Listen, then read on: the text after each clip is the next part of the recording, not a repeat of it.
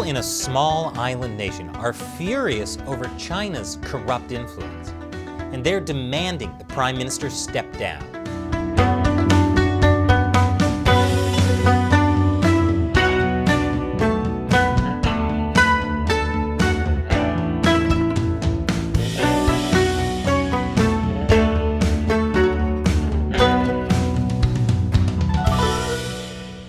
Welcome to China Uncensored. I'm Chris Chappell. Pacific Islanders are at the front lines of a battle as the Chinese Communist Party tries to slowly take over their countries, using political influence and huge sums of money. Last week, the battle erupted in the Solomon Islands, which is here. More specifically, in the capital Honiara, which is here. It's on the island of Guadalcanal, and if Guadalcanal sounds familiar, it's because that's the place where the last expansionist Asian power had to be fought off. Citizens protested in the streets on Wednesday, demanding the Prime Minister step down.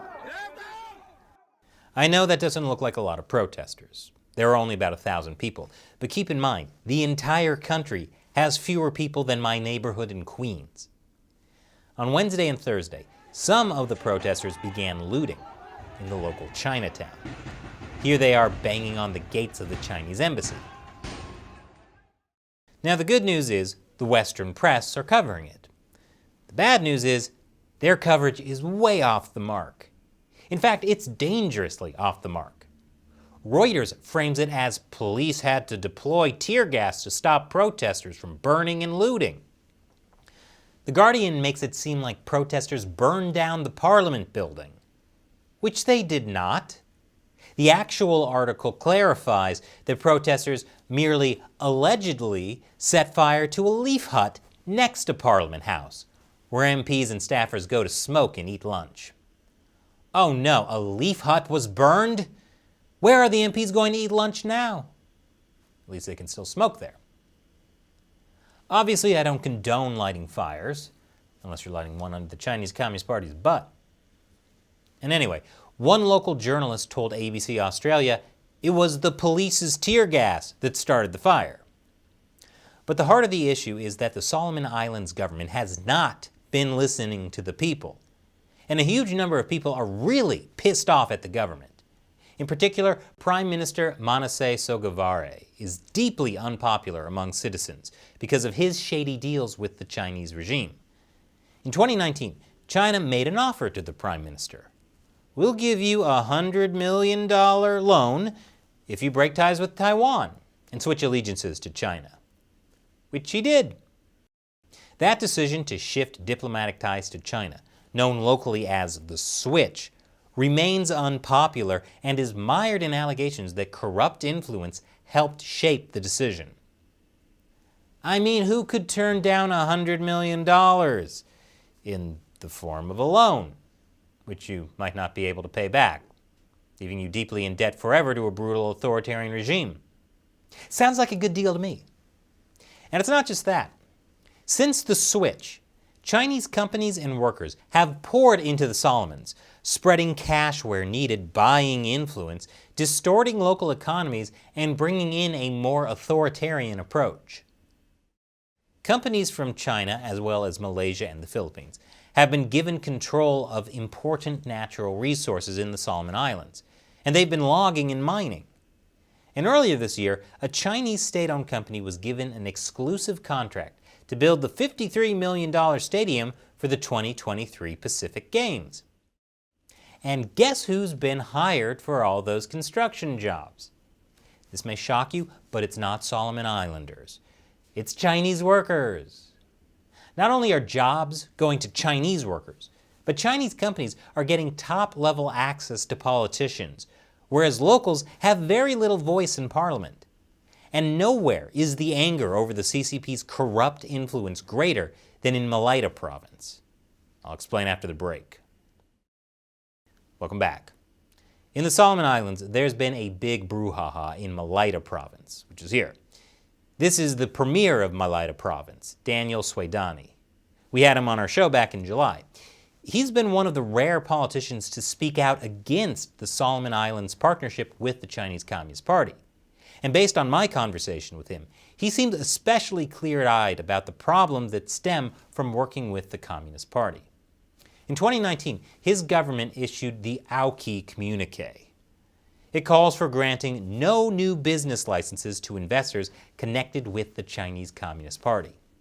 One of the reasons it gives is this: the Malaita provincial government acknowledges the freedom of religion as a fundamental right, and further observes the entrenched Christian faith and belief in God, and therefore rejects the Chinese Communist Party, CCP, and its formal systems based on atheist ideology.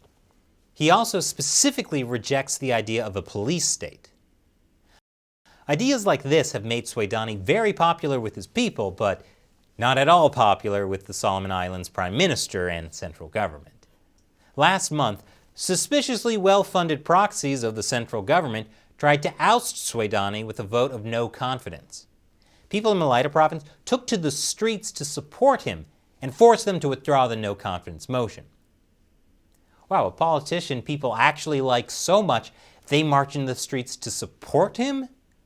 We truly are living in the strangest timeline. That was in late October.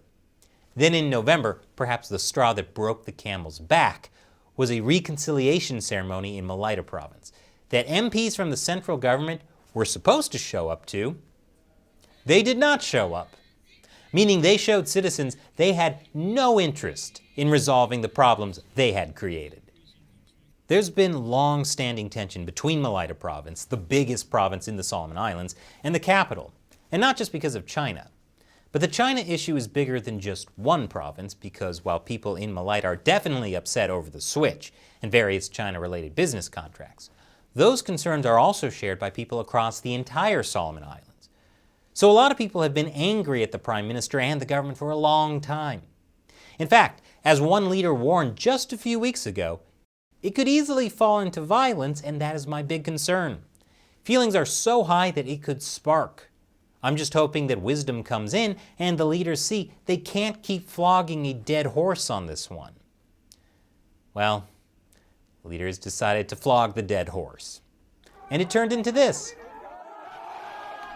And then it got worse, as protesters allegedly burned part of a police station, a high school, and some buildings in Chinatown. On Friday, the New York Times reported that, according to police, 3 bodies had been found. The police were trying to determine if the charred remains found in the capital's Chinatown district were linked to the protests.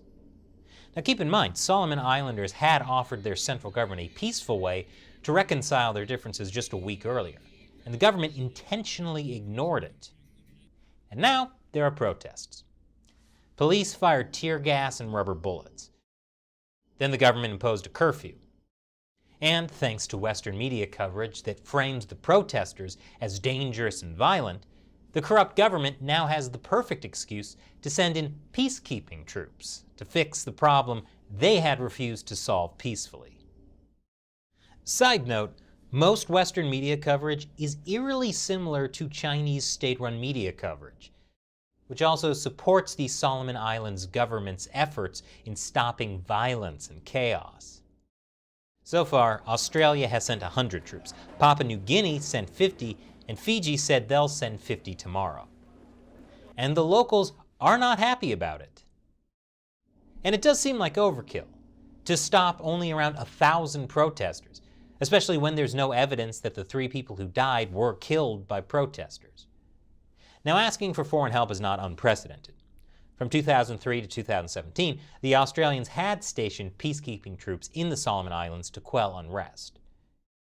But now, the context is Australia is sending in troops to protect a compromised prime minister with deep ties to the Chinese Communist Party. How do you think that looks to Solomon Islanders who are demonstrating against exactly this kind of corruption? Peacekeeping troops may solve the Prime Minister's immediate problem, but will he work towards actually resolving the underlying issues, or will he just keep flogging a dead horse? Meanwhile, as one analyst writes, Beijing must be sitting back, munching on popcorn, and enjoying the show. And now it's time for me to answer a question from a fan who supports China Uncensored through the crowdfunding website Patreon or the subscription platform Locals. Shiminsky on Patreon asks, Other China YouTubers have mentioned that the CCP has tried to pay them off to be silent or spread Chinese propaganda. Have you, Chris, ever been approached with such offers? I mean, clearly they didn't get very far, just wondering if they tried. Great question, Shiminsky. Yes, Chinese agents have indeed reached out to other YouTubers. For example, my friend C-Milk from LaoY86. He did not accept their offer. Chinese agents have also very likely reached out to other YouTubers who did accept their offers. But it's hard to know. I don't want to name names, but there are YouTubers who've been invited to Chinese state-run events.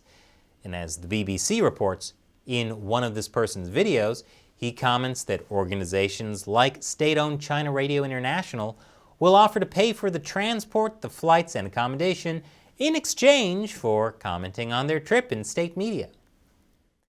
That being said, I have some disappointing news, Shiminsky.